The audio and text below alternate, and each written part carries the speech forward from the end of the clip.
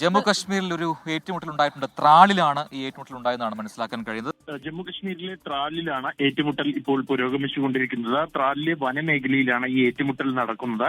ഭീകരവാദികൾ ഒളിച്ചിരിക്കുന്നുണ്ട് എന്നുള്ള രഹസ്യ വിവരത്തിന്റെ അടിസ്ഥാനത്തിൽ സുരക്ഷാ സേന നടത്തിയ തെരച്ചിലിനിടെയാണ് ഈ ഏറ്റുമുട്ടൽ ഉണ്ടായത്. 3 ഭീകരർ ഇവിടെ ഒളിച്ചിരിക്കുന്നുണ്ട് എന്നാണ് ലഭ്യമായിരിക്കുന്ന വിവരം.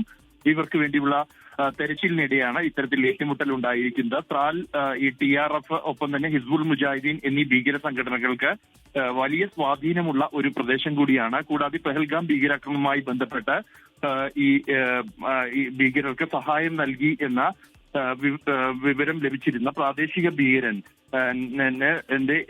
പ്രദേശം വീടിരിക്കുന്ന പ്രദേശം കൂടിയാണ് ഈ മേഖല എന്നുള്ളത്.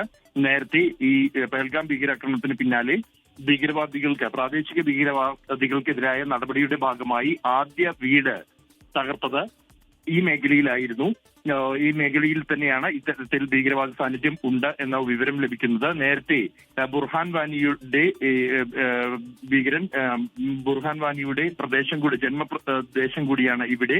തുടർച്ചയായി ഭീകരാക്രമണങ്ങളും ഏറ്റുമുട്ടലുകളും ഉണ്ടായിരുന്ന ഒരു മേഖലയായിരുന്നു. സമീപകാലത്തായാണ് ഈ മേഖലയിൽ ഭീകരവാദി സാന്നിധ്യം വീണ്ടും വർദ്ധിച്ചതായുള്ള റിപ്പോർട്ടുകൾ ലഭിച്ചത്.